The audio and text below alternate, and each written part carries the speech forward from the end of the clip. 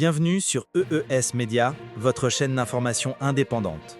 Aujourd'hui, nous revenons sur une nouvelle frappe de l'armée russe qui affirme avoir neutralisé un site de lancement de drones ukrainiens dans la région de Kharkov, au nord-est de l'Ukraine.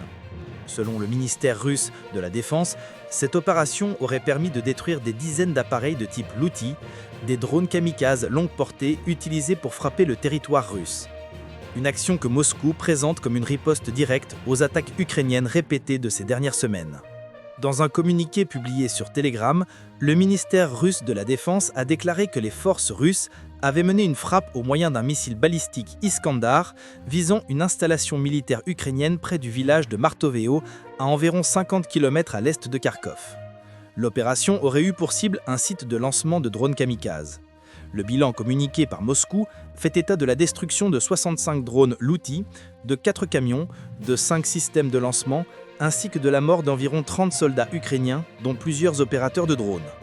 Des images diffusées par le ministère montrent ce qu'il présente comme les impacts directs de cette frappe de précision. Les drones Luti, dont le nom signifie « cruel » en ukrainien, sont considérés comme l'un des modèles les plus puissants de l'arsenal de Kiev. Ils peuvent parcourir jusqu'à 1000 km et transporter des charges explosives de 75 kg. Ces dernières semaines, l'Ukraine les a utilisés pour mener des attaques en profondeur sur le territoire russe, notamment contre des infrastructures énergétiques et des zones résidentielles.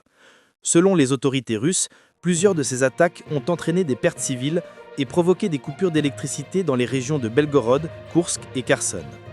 Moscou accuse Kiev de mener une campagne de terrorisme aérien visant à semer la peur parmi la population russe. En réaction à ces attaques, la Russie a intensifié ses frappes de représailles contre des sites militaires ukrainiens. Ces dernières semaines, plusieurs usines d'assemblage de drones, centres de commandement et bases logistiques ont été visées par l'armée russe. La frappe sur Martoveo s'inscrit donc dans une stratégie de dissuasion destinée à affaiblir les capacités offensives de Kiev. Du côté ukrainien, aucune confirmation officielle n'a été donnée concernant cette frappe.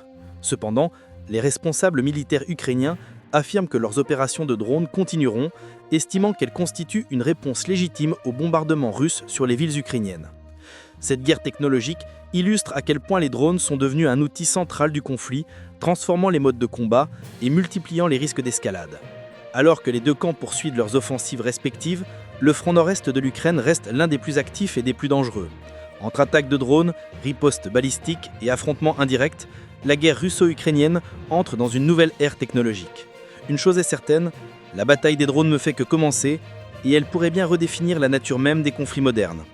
Présenté par Prince de Kafana pour EES Média, la voix de l'actualité internationale.